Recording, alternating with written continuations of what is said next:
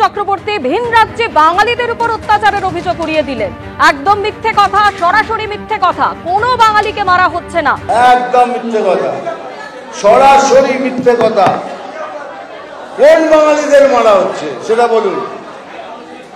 বাঙালিদের মারা হচ্ছে, কোন বাঙালিদের মারা হচ্ছে? তালিকারি সমকাজ মানে ঝগড়া লাগিয়ে, উস্কানি লাগিয়ে ব্যাস ভোটটা কোনো পার হয়ে গেল। রিপিস ছেলেকে বাঁচাতে নিজেও কি তৈরি হয়ে গেছে যায় না।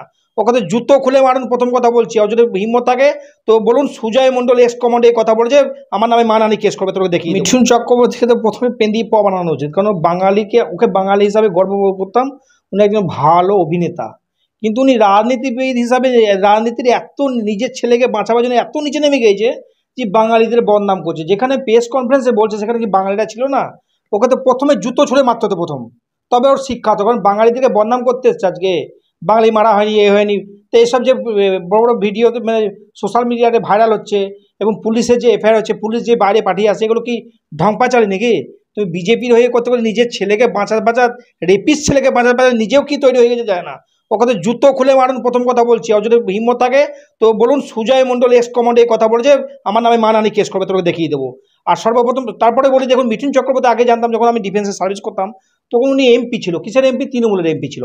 এখন তৃণমূল থেকে লুটে পুটে খেয়ে এখন বিজেপিতে নিজের ছেলেকে এবং নিজের পীর বাঁচাতে ইডি সিবিআই ভয়ে সে গিয়েছে বিজেপিতে হিটলারি সরকারের মানে পক্ষপাতিত্ব হতে। কারণ ওদের যারা, হ্যাঁ ওনারা অ্যাকচুয়ালি বলতে গেলে বাঙালি হিসাবে আমরা গর্ব করতাম, অভিনেতা হিসাবে। কিন্তু এখন উনি দিল্লির যারা বাবা কাকা আছে তাদের প্রতি এতটা আকৃষ্ট করার জন্য এমন এমন কথা বলছে, বাঙালিদেরকে একদম মানে ডুবিয়ে দেওয়া হচ্ছে। মানে নৌকা যেমন তীরে ডুবে যায় সেই হিসাবে কিন্তু মিঠুন চক্রবর্তী বাঙালিদেরকে ডুবিয়ে দেওয়া হচ্ছে। অর্থাৎ মিঠুন চক্রবর্তী আর বাঙালি নেই, উনি একটা বাঙালি কলঙ্ক বলে এই ধরনের কথা বলেছে। কারণ ওকে বলার অধিকার কে দিয়েছে? ও কত বড় নেতা, ও তো জানো তৃণমূল নেতা। এখন বিজেপিতে গিয়ে এখন নতুন করে ষড়যন্ত্র করে নিজের ছেলের যদি জেল না হয়, নিজের ছেলের যদি কোনো রকম অসুবিধা না হয়, এবং যেসব ব্ল্যাক মানি কামিয়েছে না, বড় বড় ব্ল্যাক মানি দেখেছে, বাইরে থেকে পয়সা এসেছে, সেইগুলো বাঁচানোর, ইডি সিবিআই হাত থেকে বাঁচানোর জন্য সে আজকে রাজনীতিবিদ হয়ে গেছে। রাজনীতি একটা আলাদা জিনিস হয়, পলিটিক্যাল পার্টি করে সে পার্টিতে জয়েন করলো, এমএলএ এমপি হলো, সেটা আলাদা ব্যাপার। উনি রাজনীতির ঊর্ধ্বে, মানে এতটাই ঊর্ধ্বে, কারণ সে রাজনীতির একটা বিরাট বড় একটা মানে রাজনীতিকে মানে কি বলবো আর কি, রাজনীতিবিদের চেয়েও ওপর আর কি। কারণ এই ধরনের মিঠুন চক্রবর্তী নিজের জায়গা এবার অস্তিত্ব শেষ হয়ে গেছে, নিজেকে বাঁচাবার জন্য বাঙালিকে বদনাম করবেন না। বাঙালি যদি খেপে যায় না, আপনি আসল বাঙালি নয়, আপনি হিজড়া বাঙালি। না এরকমভাবে কথা বলেন, বাঙালিদের ওপর অত্যাচার হচ্ছে, আবার বাঙালিদের বিরুদ্ধে যদি কথা বলে, সে কিসের বাঙালি? সে হিজড়া বাঙালি। কারণ ও ভাবতে পারছে না আজকে বাংলাতে এই ধরনের কথা বলছে। মহারাষ্ট্রে যে বলুন না, এখানে মারাঠা কেউ না, হেন এমন মারবে না, সত্যি সত্যি জুতো পিটা করবে। কারণ ও যেটা করছে দেখবেন, একটা জিনিস আর একটা জিনিস দেখলাম, কোনো মানুষ মানে ও একটা সাইকো পেশেন্ট হয়ে গেছে বলতে গেলে। কীরকমভাবে জানেন? যখনই কোথাও সময় আসবে হাম মারেঙ্গা তাম মারেঙ্গা, আর সুন্দর একটা মাফলারকে লপটাবে, মাথায় একটা টুপি, আমরা যেমন চুল নেই, আমরা তো মাথায় টুপি নিই না, ও টুপি ফুপি পরে এমনভাবে একদম কার্টুনের মধ্যে এসে একদম এসে বিজেপি স্টেজের সামনে দাঁড়িয়ে পড়বে, এবং সেখানে কিছু ট্যাংরা, যারা ছোটো লেভেলের বিজেপি যারা ট্যাংরা নেতা আছে না, তারা পাশে দাঁড়িয়ে মিঠুন চক্রবর্তী জিন্দাবাদ জিন্দাবাদ। লজ্জা করা উচিত তুমি, আপনি একটা এত বড় অভিনেতা, মানে বাঙালিদের একটা গর্ব ছিলেন, আজকে আপনি এত নিচে নেমে গেলেন। নিজের ছেলেকে, নিজের অস্তিত্বকে বাঁচাবার জন্যে আপনি বিজেপির একদম রুমাল টুমাল বেঁধে, মাথায় রুমাল ফ্যাটটা বেঁধে, সব রকম একদম যেমন পাগল মানুষ হয় না, যে চুল টুল ওলিয়ে একদম সুন্দরভাবে এসে মানে বসে, সেইভাবে এসে বসে একদম সুন্দরভাবে একদম গাড়ির ওপরে বসে তালি বাজাচ্ছে। আর সে একটা ভিডিওতে দেখলাম, মিঠুনদা আপনি কিসের জন্য বিজেপিতে গিয়েছেন, আপনার ছেলেকে বাঁচাতে গিয়েছেন নাকি, সেই কথাটা কিন্তু শুনছে না। ও নিজের বক্তব্য বলে যাচ্ছে, যেমন আর্টিস্ট, যেমন একটা সিনেমাতে আর্টিস্ট করে সেইভাবেই কিন্তু চলতে থাকছে। অতএব মিঠুন চক্রবর্তীকে খুললাম বলছে, ওকে তো বাঙালি হিসাবে আমি তো আজকে মানছি না। যারা সেইখানে প্রেস কনফারেন্স হচ্ছিল, যেটা বাঙালি মানে সংবাদ মাধ্যম ছিল, তারাই তো ওকে পিটানো উচিত ছিল। কারণ ওর বাংলার চ্যানেলে বাংলারই বদনাম করছে। আর তুমি বাংলার বদনাম করলে বাইরে করো না, লজ্জা করে না?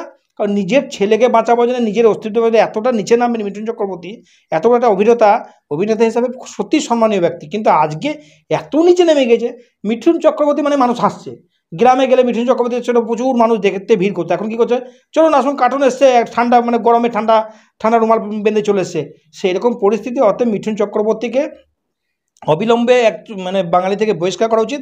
এবং বাংলাতে দেখবেন, আমি একটা জিনিস বুঝতে পারছি না যে উনি এত বড় মানে সংবাদ মাধ্যমে বসে প্রেস কনফারেন্স করে এয়ারপোর্ট পর্যন্ত পৌঁছালো কী করে? ওকে তো বেঁধে, বাঙালিটা কি ছিল না, ওখানে বেঁধে রাখা উচিত ছিল, ওকে বেঁধে রেখে পেন দিয়ে প বানানো উচিত ছিল। কারণ এটা যদি মহারাষ্ট্র হতো না ওইভাবে কিন্তু পালিয়ে যেতে পারতো না, কারণ কি ওকে এয়ারপোর্টে যেতে দিত না। ওই রুমাল টুমাল দেখে এমনিতে ওকে তো চেনার কোনো মুশকিল নাই, কারণ ওর মধ্যে একটাই থাকবে, একটা মাফলার থাকবে, একটা টুপি থাকবে, একটা মোটা কালো চশমা থাকবে, সবাই যে কেউ চিনতে পারবে। অতএব ওকে হয়তো অনেক বাঙালি বলবে যারা আছে, বলবে না ওকে তো চিনতে পারা যায়নি, সেই জন্য হয়তো এয়ারপোর্টে ছেড়ে দেওয়া হয়েছে। আরে ভাই এয়ারপোর্টে ছাড়বেন কেন? ওকে তো অন্য স্টেট হলে তো ধরে রাখতো। বাংলাদের মধ্যে বাঙালিরা আমি এখনও পর্যন্ত বুঝতে পারলাম না, ওকে এয়ারপোর্টের আগেই ধরে ওকে পেন্দি পবানা যেত।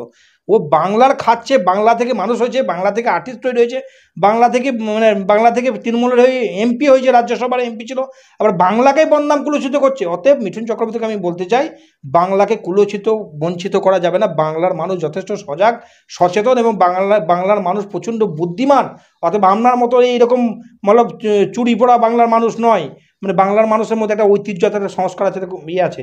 এর আগে স্বাধীনতা সংগ্রাম থেকে আরম্ভ করে বাংলার প্রথম ভারতবর্ষের মধ্যে যে কোনো আন্দোলন হয়েছে, বাংলার একটা বিরাট বড় ভূমিকা আছে। অতএব বাঙালিকে কুলুষিত কলঙ্কিত করার কোনো রকম করা যাবে না। অতএব এইভাবে আমরা আসবেন, মিঠুন চক্রবর্তীকে পেঁদিয়ে পাওয়া বাড়ানো উচিত। এটা 100% মিঠুন চক্রবর্তীকে বাংলা থেকে বহিষ্কার করা উচিত।